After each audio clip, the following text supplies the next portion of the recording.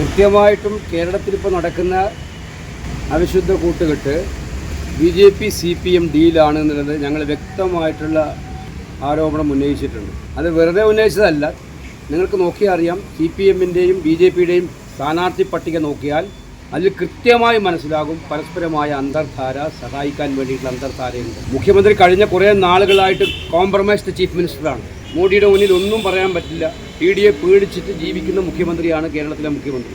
അതുകൊണ്ട് തന്നെ അദ്ദേഹം കൃത്യമായിട്ടും ഒരു കാര്യത്തിലും കേന്ദ്രവുമായിട്ട് ഏറ്റുമുട്ടാൻ തയ്യാറാവാറില്ല. ഇപ്പോൾ ഏറ്റവും ഒടുവിൽ കേരളം കൈവിട്ട് പോകുമെന്ന് കണ്ടപ്പോൾ ഏറ്റവും വലിയ അധാർമികമായ രാഷ്ട്രീയ ധാരണക്കാണ് CPM നേതൃത്വം കൊടുത്തിരിക്കുന്നത്. അതിൻ്റെ തെളിവുകളാണ് പല സീറ്റുകളിലും CPM BJPക്ക് ജയിക്കാൻ പറ്റുമോ എന്നുള്ള അവസരം ഉണ്ടാക്കുന്നതിനോട് ശ്രമിച്ചിട്ടുള്ളത്. പല സീറ്റുകളിലും BJPക്ക് ഏറ്റവും ശക്തിയുള്ള സീറ്റുകളിൽ പോലും അവർ നേരിട്ട് സ്ഥാനാർത്ഥികളെ നിർത്താതെ CPMന് അനുകൂലമായിട്ടുള്ള നടപടി ഉണ്ടാക്കി. ഇത് പാർട്ടി അണികൾ അറിഞ്ഞുകൊണ്ടായിരിക്കില്ല എന്ന് എനിക്ക് നന്നായിട്ട് അറിയാം. CPMഉം BJPയും രണ്ടുപേരും അവരുടെ അണികളെ വഞ്ചിച്ചുകൊണ്ടാണ് സ്വന്തം സ്വാർത്ഥ താല്പര്യങ്ങൾ സംരക്ഷിക്കാൻ വേണ്ടിയിട്ടുള്ള ഈ ഡീല് നടത്തുന്നത്.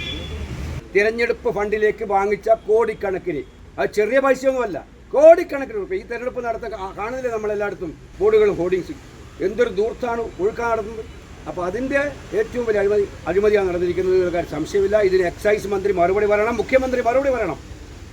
ഏത് സാഹചര്യത്തിലാണ് നെട്ടിക്കൊടുത്തത്? ടൂറിസം വകുപ്പ് അവർ തരുമായിരുന്നല്ലോ നടപടിക്രമങ്ങളനുസരിച്ച്. ടൂറിസം വകുപ്പ് പറഞ്ഞാൽ അപ്പം നെട്ടിക്കൊടുക്കാം, അതാണ് നടപടിക്രമം. ടൂറിസം വകുപ്പിൻ്റെ പരിശോധന നടന്നുകൊണ്ടിരിക്കെ ഇത് നെട്ടിക്കൊടുത്തത്, ധൃതി പിടിച്ച് പരസ്യപ്പെടുത്താതെ നീട്ടിക്കൊടുത്തത് വളരെ വ്യക്തമാണ്. അഴിമതി നടത്താനാണ്, നടത്തിയിരിക്കുന്നു എന്നുള്ളതാണ് യാഥാർത്ഥ്യം. മാർക്സിസ്റ്റ് പാർട്ടിയിൽ ഒരു കാലത്തും ഉണ്ടാകാത്ത വണ്ണമുള്ള തുറന്നു പറച്ചിലുകളുടെ കാലമാണ്. ആ പാർട്ടിയിൽ അഭിപ്രായം പറയാൻ സ്വാതന്ത്ര്യം വളരെ കുറവാണ്. അഭിപ്രായം പറയുന്നവൻ്റെ കാര്യം പോക്കാണ്. നമ്മൾ കണ്ടതാണ് പല ആളുകൾ.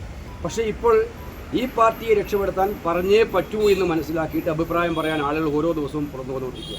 ഇന്നലത്തെ കൺവെൻഷനിൽ സ്വാഭാവികമായിട്ടൊരു പാർട്ടി പ്രവർത്തകൻ്റെ ചോദ്യമാണ് ഒരു ചോദ്യം ചോദിക്കാൻ. ഇപ്പോൾ ഞങ്ങളൊക്കെ പ്രസംഗിക്കുമ്പം ഇഷ്ടംപോലെ ചോദ്യം ചോദിക്കാറുണ്ട്. അപ്പോൾ വീട്ടിൽ പോയി ചോദിക്കാനാണ് പറയുന്നത്. അപ്പോൾ മുഖ്യമന്ത്രിക്ക് പരാജയം ശരിയായിട്ടും മനസ്സിലായ മുഖ്യമന്ത്രിക്ക് സമനില തെറ്റിയിരിക്കുകയാണെന്ന് ഇതിനപ്പുറം വലിയ തെളിവ് വേണോ? ഇത് സമനില തെറ്റിയ പരാമർശമാണ്. സാധാരണഗതിയിൽ ആരെങ്കിലുമൊക്കെ എന്തെങ്കിലും മുഖ്യമന്ത്രിയെ മോശമായിട്ട് പറഞ്ഞാൽ നമ്മുടെ മുഖ്യമന്ത്രി പറയാറുണ്ട് അയാളുടെ മനോനില പരിശോധിക്കണം. ഇത് മുഖ്യമന്ത്രിയുടെ തന്നെ വാക്കുകളാണ്.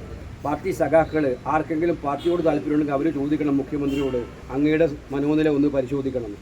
ആ രീതിയിലാണ് മുഖ്യമന്ത്രിയുടെ പരാമർശം. ഇവിടെ സുധാകരനെതിരെ ഇപ്പോൾ അതിനോട് സുധാകരൻ്റെ എതിരായിട്ടുള്ള പ്രയോഗത്തെക്കുറിച്ച്, ചെറ്റത്തരം എന്ന പ്രയോഗത്തെക്കുറിച്ച് പുതിയ ഡെഫിനേഷൻ ഉണ്ടാക്കാനുള്ള ശ്രമത്തിലാണ് CPM നേതാക്കന്മാർ. ഇന്നലെ AK ബാലൻ്റെ സ്റ്റേറ്റ്മെൻറ്റ്, വിജയരാഘവൻ്റെ സ്റ്റേറ്റ്മെൻറ്റ്, അതിൻ്റെ ഒരു ഡെഫിനേഷൻ എന്താണ്? ചെറ്റത്തരം, ആ ചാരുതയാണ്.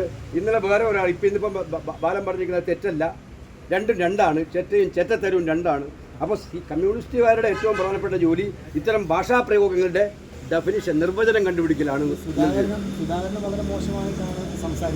അദ്ദേഹത്തിൻ്റെ സ്വതസിദ്ധമായ ശൈലി അദ്ദേഹം വേറെ ഒന്നും പറഞ്ഞില്ലല്ലോ. അദ്ദേഹം പറഞ്ഞു, ഞാൻ അങ്ങനെ പറയാറില്ല. മുഖ്യമന്ത്രി പറഞ്ഞാലും ആര് പറഞ്ഞാലും കുഴപ്പമില്ല.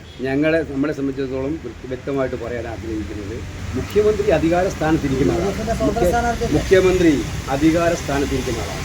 കേരളം ഭരിക്കുന്ന മുഖ്യമന്ത്രിയാണ്. കേരളത്തിലെ ജനങ്ങൾക്ക് മാതൃകയാകേണ്ട നേതാവാണ്. നിങ്ങൾ മുഖ്യമന്ത്രിയെയും മറ്റുള്ളവരെയും താരതമ്യപ്പെടുന്നത്. സുധാകരനെ നിങ്ങൾ പ്രകോപിപ്പിച്ച് വാചകം പറഞ്ഞു, അത് അത്രയേ ഉള്ളൂ. അത് രണ്ടും കൂടെ താരതമ്യം ചെയ്യേണ്ട. മാധ്യമപ്രവർത്തകരോട് പെരുമാറുന്ന കാര്യത്തിൽ നമുക്കറിയാം നിങ്ങളുടെ ഒരു കൺസേൺ ഞാൻ മനസ്സിലാക്കും. Kannur BMH care at home ഇനി മുതൽ ഒരൊറ്റ ഫോൺ കോളിൽ രോഗി പരിചരണം വീട്ടിലെത്തും.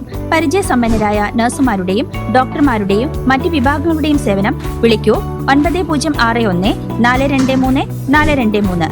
Baby memorial hospital, Kannur. BMH at home 9061 423 423.